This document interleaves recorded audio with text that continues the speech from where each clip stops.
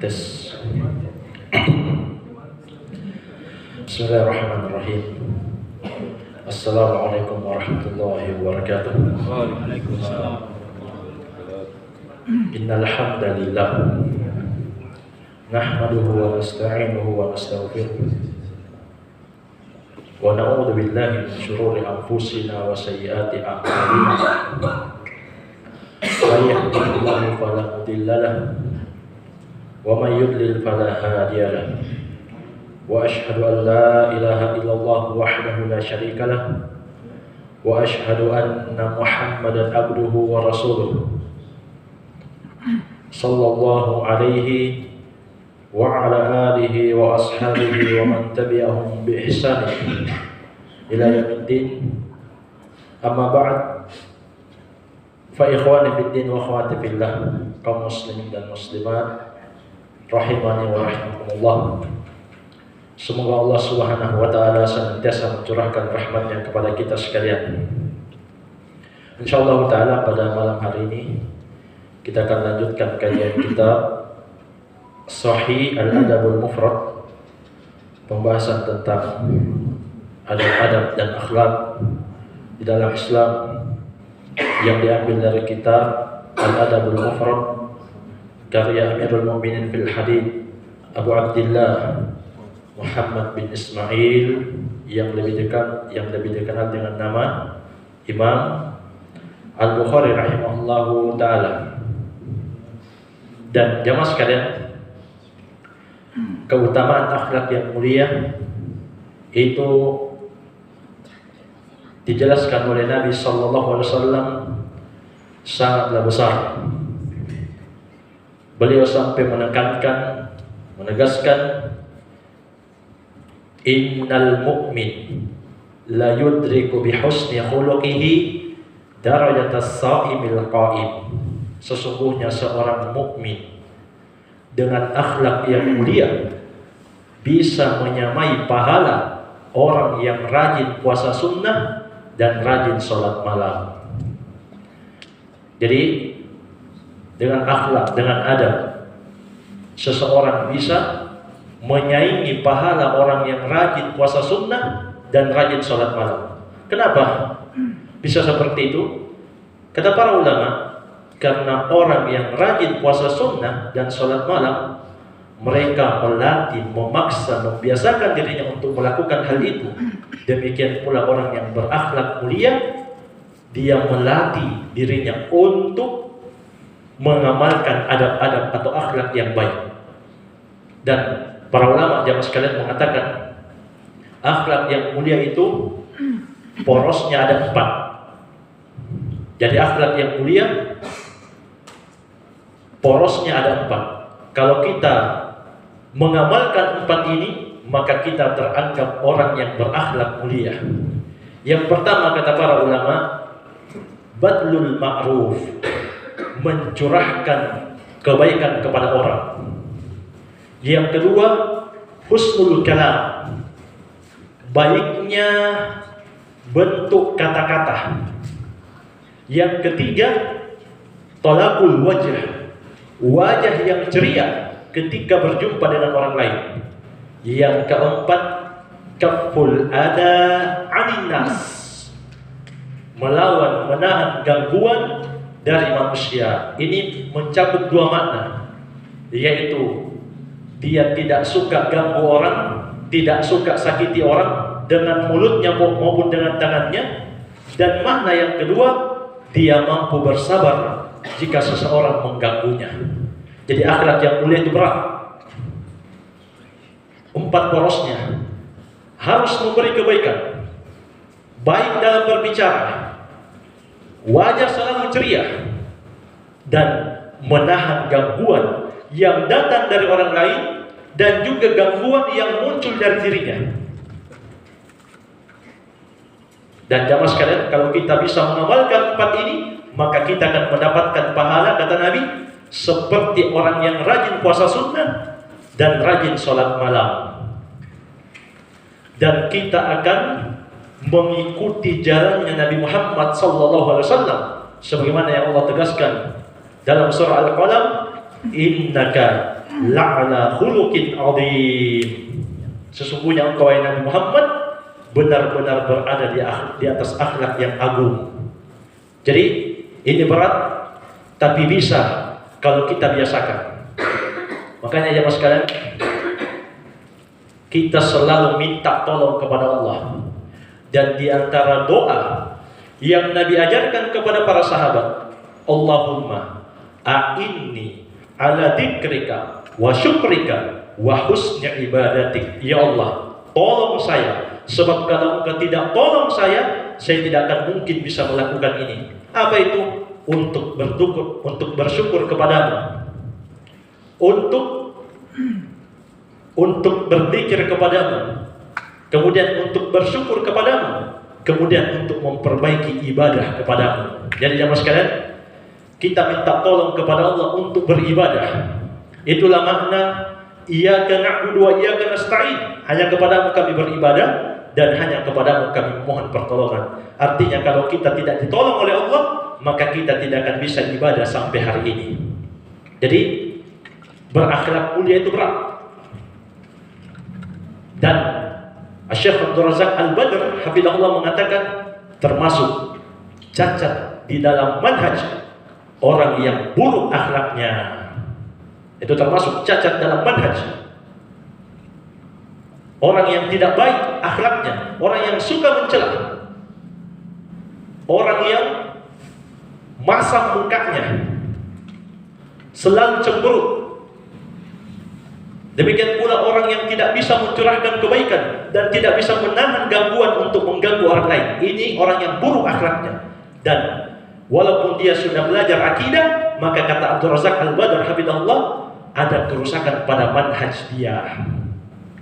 Jadi jamaah sekalian, mempelajari adab, mempelajari akhlak bukan hal yang sepele, tapi hal yang penting. Sebagaimana yang disebutkan oleh Nabi, seseorang akan mendapatkan pahala orang yang rajin puasa sunnah dan rajin sholat malam. Semoga Allah Subhanahu wa Ta'ala mencurahkan kita semua yang hadir pada malam hari ini akhlak yang mulia. Amin. Kata penulis rahimahullah, bab la yukallaful abdu minal amal ma la yutiq. Bab tidak boleh membebani budak atau pekerja atau anak buah atau pelayan pekerjaan yang dia tidak mampu.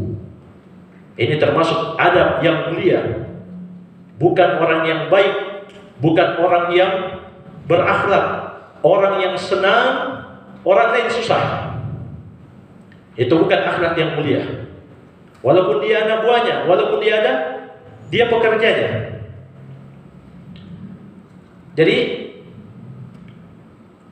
Ini bab yang dibawakan oleh Al-Bukhari rahimahullah. Dan Allah Subhanahu wa taala menegaskan, "Innahu la yuhibbul mu'tadin." Sesungguhnya Allah itu tidak suka, tidak senang. Artinya Allah benci orang yang selalu melampaui batas. Kata Al-Allamah As-Sa'di rahimahullah dalam tafsir beliau, yang dimaksud dengan melampaui batas adalah al-mutajawizina lil haddi fi kullil umur. Orang yang selalu lewat batas dalam semua pekerjaan, dalam semua urusan, termasuk urusan dunia. Allah tidak senang orang seperti ini.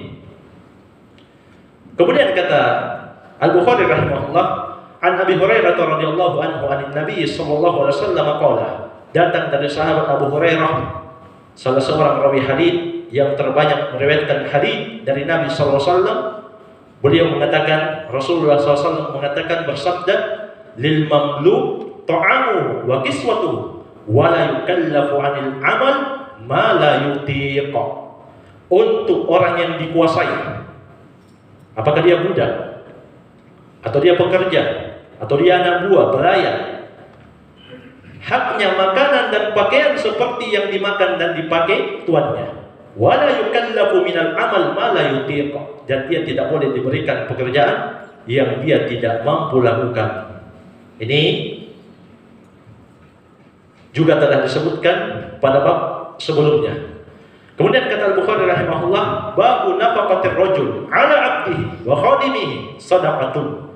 Bab infak, pemberian seseorang kepada budaknya, kepada pelayannya, pekerjanya, itu teranggap sedekah.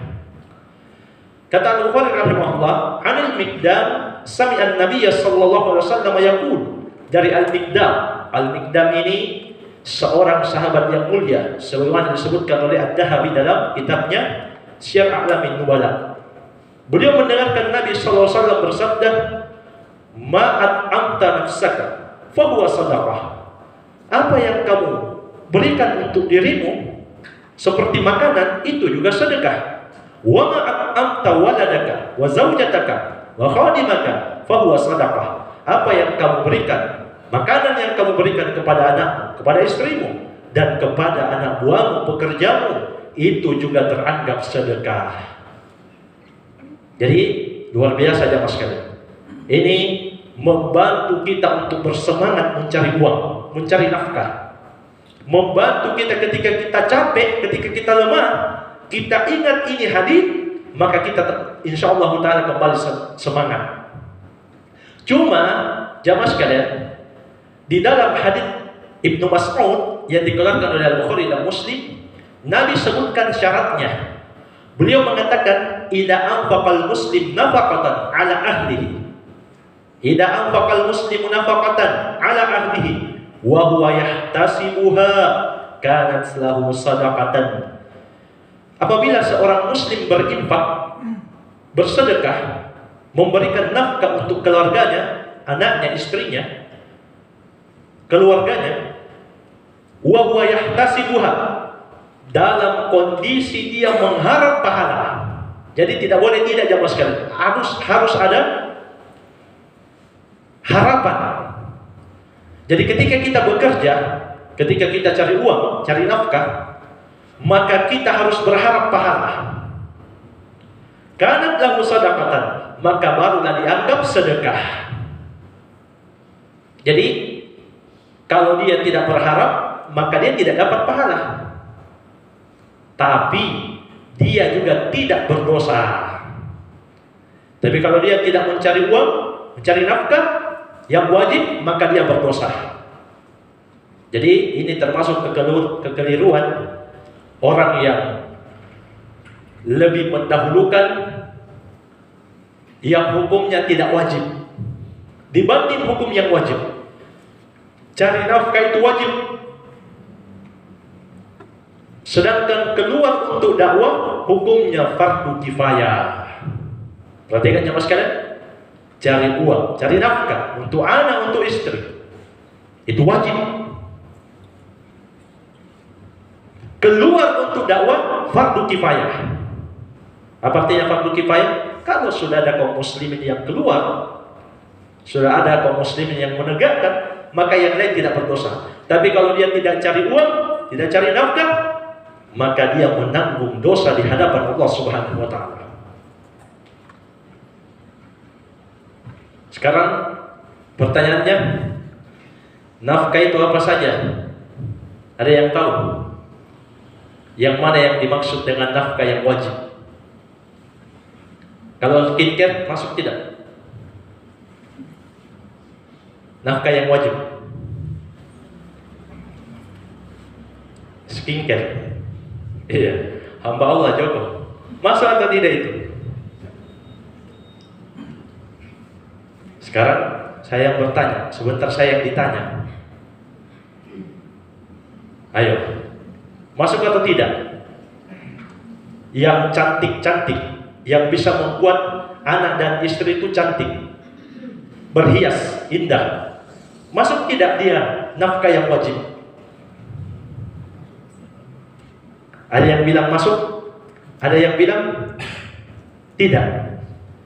Berbeda pendapat di tengah jamaah Nur Al-Hamad. Yang mana pendapat yang kuat? Jamaah sekalian, jawabannya tidak masuk. Itu jawabannya. Yang masuk nafkah yang wajib itu kata para ulama 3. Min makalin wa malbasin wa maskanin. Makanan, pakaian, dan tempat tinggal.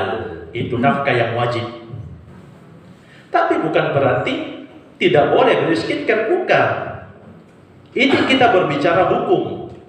Hukumnya yang wajib itu 3. Makanan, pakaian, dan tempat tinggal. Adapun di luar itu hukumnya mustahab sunnah. Al-Allamah Al-Fauzan Habibullah, Mufti Saudi saat ini, ketika ditanya apakah seorang ayah wajib memberikan keperluan berhias untuk putrinya agar supaya putrinya bisa indah, cantik, kata beliau Habibullah, sunnah hukumnya, tidak sampai wajib. Jadi itu sunnah.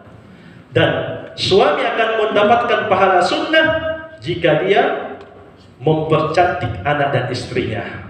Dan Allah Subhanahu wa taala menegaskan, "Innallaha yuhibbul muhsinin." Sesungguhnya Allah senantiasa mencintai orang-orang yang berbuat kebaikan, apalagi terhadap keluarga jamaah sekalian. Itulah orang yang paling berhak, yang paling utama, yang harus kita lakukan baik untuknya, yang harus kita berikan kebaikan untuknya, yang harus kita banyak senyum kepadanya. Jadi itu ya ilmu baru. Nafkah yang wajib itu, jadi suami sebentar pulang, cuma 3 saja: pakaian, makanan, dan rumah, tempat tinggal. Jadi kalau uminya paksa beli skincare, sebutkan itu tadi hukumnya. Baik. Kemudian kata Al-Bukhari rahimahullah, An Abi Hurairah radhiyallahu anhu qala Rasulullah sallallahu alaihi wasallam, dari sahabat yang mulia Abu Hurairah radhiyallahu anhu, beliau mengatakan Rasulullah sallallahu alaihi wasallam bersabda,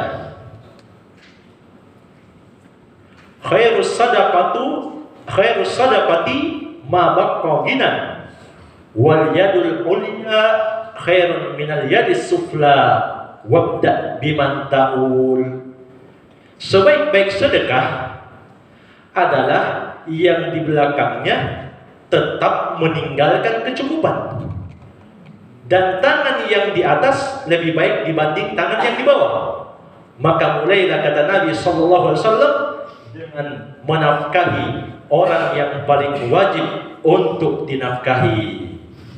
Jamaah sekalian, ini ilmu dari Nabi sallallahu alaihi wasallam. Kalau kita bersedekah, jangan sampai kita biarkan diri kita dan anak-anak kita yang menjadi kurang setelah bersedekah. Jadi bersedekah boleh, tapi jangan sampai membuat kita dan anak-anak kita justru menjadi orang yang butuh dan minta. Karena itu Nabi pernah mengingatkan seorang sahabat yang hendak membelanjakan seluruh hartanya,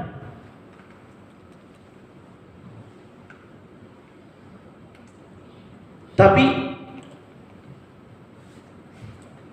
di belakangnya ada anak-anaknya, dan saat itu dia sedang sakit, yang sakitnya dia khawatirkan berujung dengan kematian. Maka apa kata Nabi? Innaka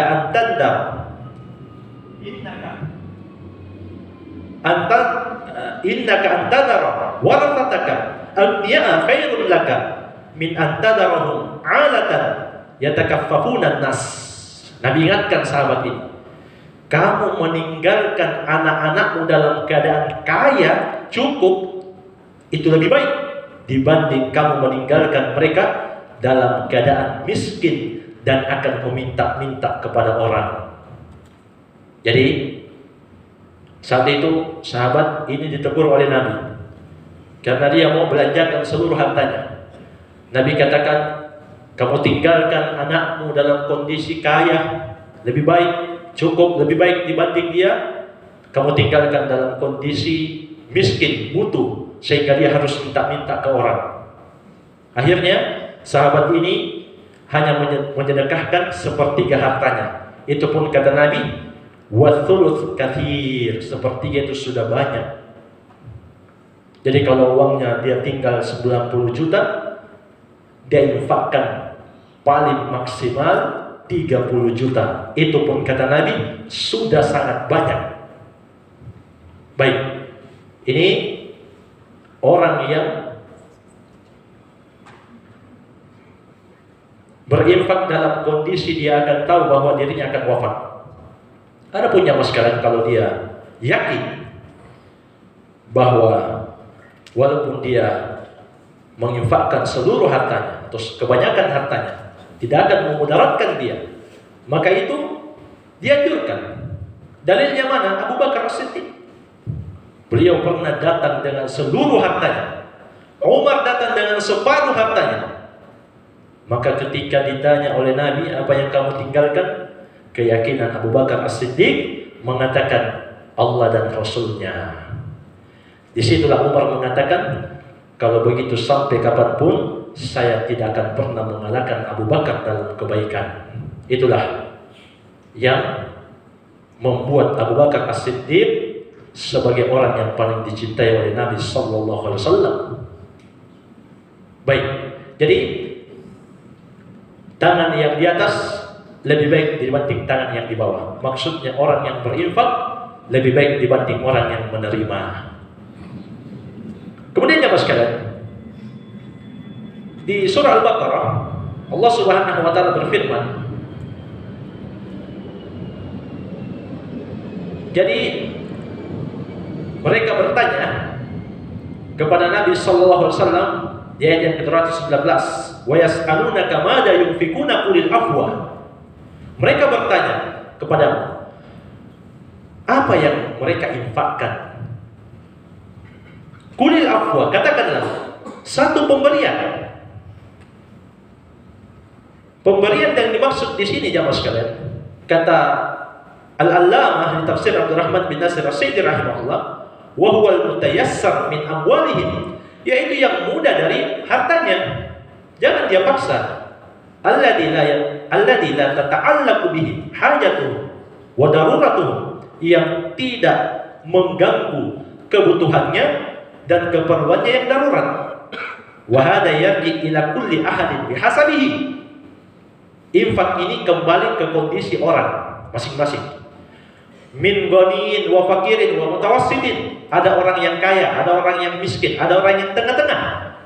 Kullu lahu qudrah ala infaqi ma afa min malihi. Semua bisa bersedekah dari harta yang dia miliki, walau syaqqa tamrah, walaupun dengan sepotong kurma. Jadi jemaah sekalian, bagaimanapun keadaan kita, kaya, tengah-tengah atau miskin, kita bisa bersedekah dengan dalil ayat ini. Qulil afwa, katakanlah satu pemberian. Pemberian yang dimaksud di sini semampu orang yang akan bersedekah. Walaupun kata Sidi rahimahullah, sepotong kurma seandainya itu masih diterima,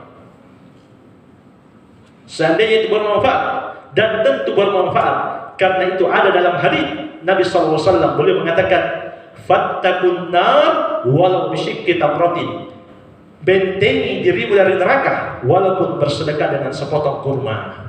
Artinya tidak akan ada yang sia-sia di hadapan Allah Subhanahu wa taala. Baik, kemudian jemaah sekalian, kata Al-Bukhari rahimahullah di dalil berikutnya, beliau mengatakan, An Abi Hurairah taqala, dari sahabat Abu Hurairah, beliau mengatakan, amara Nabi sallallahu alaihi wasallam bisadaqatin, faqala rajulun indi dinarun. Nabi sallallahu alaihi wasallam memerintahkan untuk bersedekah. Ada orang yang bilang, ya Rasulullah, saya punya 1 dinar. 1 dinar itu dijelaskan oleh para ulama, kalau uang sekarang sekitar 4/4 gram emas.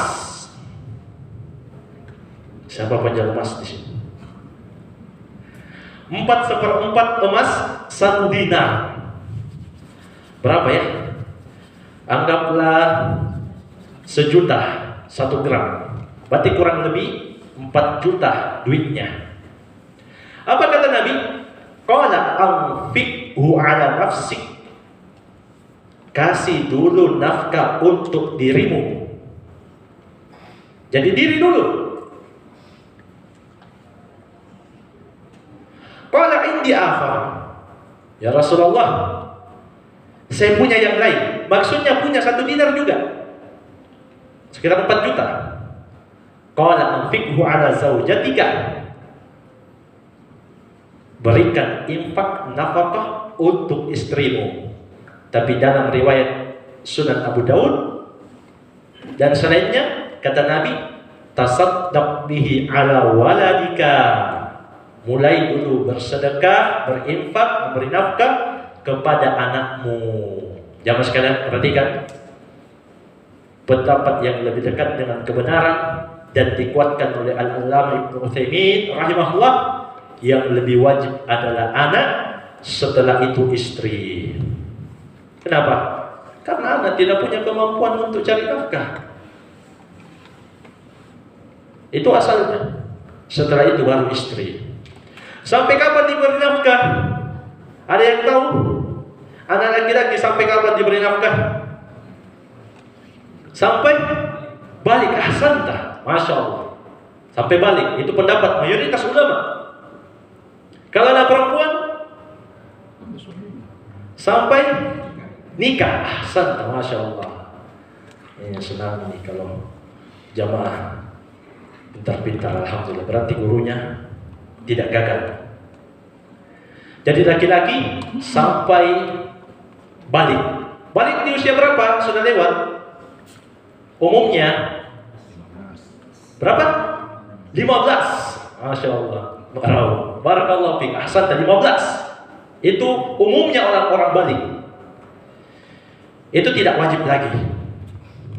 Tapi jamaah sekalian, Al-Allamah Al-Fauzan Habibullah mengatakan, itu kalau anak sudah pintar cari duit. Tapi kalau dia belum punya pengalaman, belum punya penghasilan, bapak tetap wajib. Ini pendapat sebagian ulama yang dikuatkan oleh Al-Allamah Al-Fauzan Habibullah. Jadi betul, anak itu dinafkahi wajibnya sampai balik, usianya 15. Tapi kalau dia tidak punya kerjaan, tidak punya penghasilan, belum bisa cari uang, maka tetap wajib untuk bapaknya. Bahkan kata Al-Allamah Ibnu Utsaimin, termasuk kewajiban yang akan diberikan pahala untuk seorang ayah, membantu anaknya untuk menikah. Jadi jamaah sekalian, salah ya kalau ada orang tua bilang, kamu mau kawin, kamu sendirian cari. Enggak jamaah sekalian. Kalau tidak mampu anaknya, wajib bapaknya. Dan beliau, seingat saya juga mengatakan, termasuk yang berhak menerima zakat adalah pemuda yang darurat untuk menikah. Itu kata Ibnu Utsaimin rahimahullah, ahli fikih abad ini. Termasuk yang berhak menerima zakat adalah orang yang sangat butuh untuk menikah, untuk menjaga kesucian dirinya. Jadi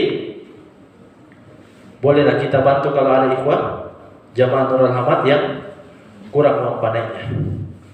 Baik, jadi itu jamaah sekalian. Adapun anak perempuan, wajibnya sampai dia menikah. Setelah dia menikah, maka menjadi tanggung jawab suaminya. Kecuali jamaah sekalian, para ulama juga mengatakan kalau anak itu tetap butuh dibantu, maka juga tetap harus dibantu. Iya, intinya jamaah sekalian, tidak akan sia-sia kita berbuat baik, berinfak, bersedekah untuk keluarga kita, karena itu lebih besar pahalanya dibanding kita bersedekah dengan orang lain yang kita tidak kenal. Itu datang dalil-dalil menjelaskan hal itu. Kita beri uang, kebanyakan kita, anak kita, menantu kita, cucu kita, itu lebih besar pahalanya dibanding kita berikan orang yang tidak kita kenal. Jadi jangan di luar royal, di rumah anak minta, saya uang mami. Tapi kalau orang di luar, dia royal. Ini salah. Walaupun berpahala, tapi tidak sebesar kalau dia bersedekah dengan keluarganya. Ini yang disebutkan oleh dalil-dalil dalam syariat Islam. Baik, jadi dimulai dari diri dulu, kemudian istri, kemudian anak, kemudian istri. Kemudian orang ini bilang, qala indi akhar, di sisiku masih ada 1 dinar yang lain. Qala anfiqhu ala khadimika, ini pembahasan kita. Berinfaklah untuk budakmu, untuk pekerjamu, untuk pelayanmu. Thumma anta absar, kemudian kamu yang lebih tahu setelah itu. Baik, jadi jamaah sekalian, ini semua memberikan pelajaran kepada kita bahwa ada nafkah yang wajib yang harus kita dahulukan dibanding nafkah yang sunnah. Ada sedekah yang wajib yang harus kita utamakan dibanding sedekah yang sunnah. Makanya jamaah sekalian, Allah Subhanahu wa taala berfirman dalam surah Al-Lail di ayat yang 17 dan 18, wa sayujannabuhal atqa, maka akan dijauhi dari neraka yang menyala-nyala orang yang bertakwa. Siapa itu yang bertakwa? Allah sebutkan di ayat berikutnya, alladzi yu'ti malahu yatazakka, yaitu orang yang memberikan uangnya, memberikan hartanya dengan maksud untuk mensucikan dirinya. Tapi jamaah sekalian, ahli tafsir Abdurrahman bin Nasir As-Sa'di rahimahullah menukil pendapat banyak ulama. Apa pendapat kebanyakan ulama? Idza tadammana al-infaq al-mustahab tarka wajib kadainin wa nafaqatin wa nahwihima fa innahu ghairu masyru'. Jika bersedekah sunnah itu membuat orang meninggalkan yang wajib, seperti tidak bayar hutang atau tidak memberikan nafkah kepada anak dan istrinya, maka itu tidak disyariatkan. Bal takunu atiyatuhu mardudatan indah katsirin minal ulama. Bahkan sedekah sunnahnya yang tadi tertolak menurut kebanyakan ulama, li'annahu la yatazakka bi fi'lin mustahabbin yafutu alaihi wajib, karena selamanya tidak akan bersih seseorang dengan amalan sunnah sehingga yang wajib dia tinggalkan. Jadi jamaah sekalian, kalau ada orang yang rajin traktir temannya, rajin ngopi, tapi dia punya utang yang tidak dia bayar, maka ini sedekah sunnahnya tidak bisa mensucikan dirinya dari dosa. Itu kebanyakan ulama berpendapat seperti itu. Kenapa jamaah sekalian? Karena tidak mungkin bisa mensucikan diri dengan amalan sunnah sementara dia tinggalkan wajib. Jadi ini ilmu besar. Harta itu untuk yatazakka. Maksudnya apa? Bi ayyakuna qasduhu bihi tazkiyata nafsihi. Dia mengeluarkan harta nafkah yang wajib untuk mensucikan jiwanya. Wa tathhiraha minad dunub wal uyub, yaitu mensucikan dari dosa dan kesalahan. Kita tidak lepas dari dosa dan kesalahan. Dengan harta yang kita infakkan, apalagi infak yang wajib, maka itu akan membuat kita bersih dari dosa dan kesalahan. Tapi jamaah sekalian, kalau dia utamakan yang sunnah, dia tinggalkan yang wajib seperti bayar hutang dan nafkah yang wajib untuk anak istrinya, maka sedekahnya yang sunnah itu tidak bisa mensucikan dirinya. Ini wallahu a'lam bishawab. Mungkin ini saya bisa kita ambil pada malam hari ini. Semoga bermanfaat. Barangkali ada yang perlu dipertanyakan, saya persilakan.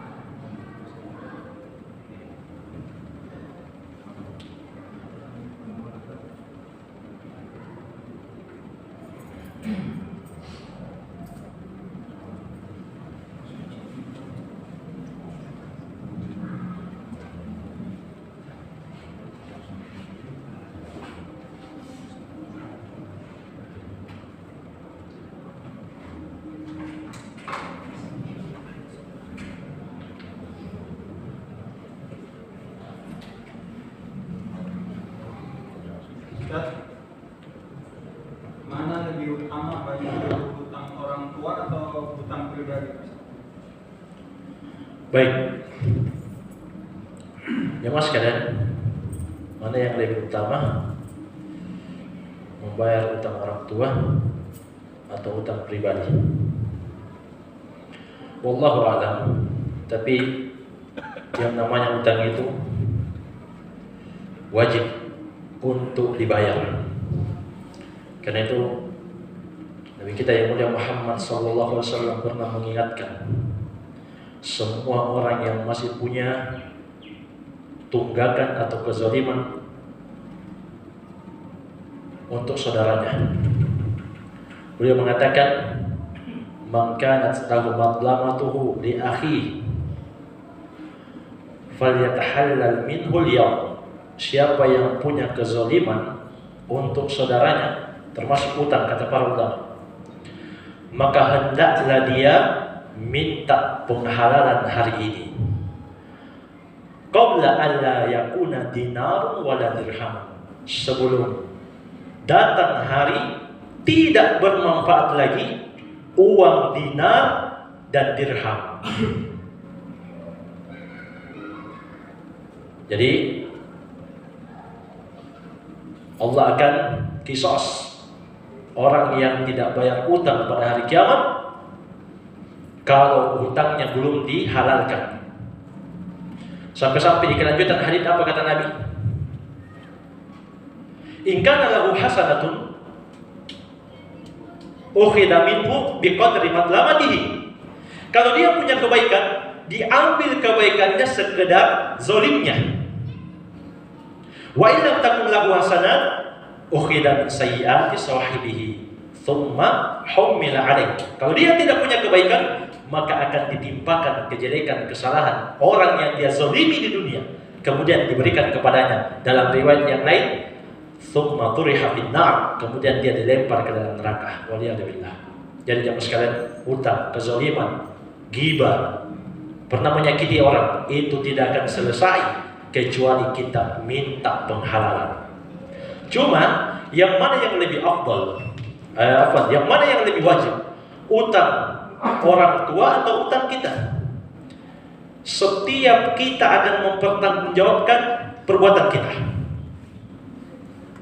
Jadi Allah Subhanahu wa taala berfirman, "Yauma yafirrul mar'u min akhihi wa ummihi wa abihi wa sahibatihi wa bani likulli imri'in minhum yawma idzin sya'nun yughni." Pada hari kiamat nanti seseorang akan lari dari saudaranya, lari dari ayahnya, dari ibunya, lari dari anak-anaknya, karena masing-masing akan punya urusan yang menyibukkan mereka.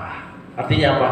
Asalnya jemaah sekalian, kita dulu yang membebaskan kewajiban kita. Itu yang nampak dari dalil. Wallahu a'lam.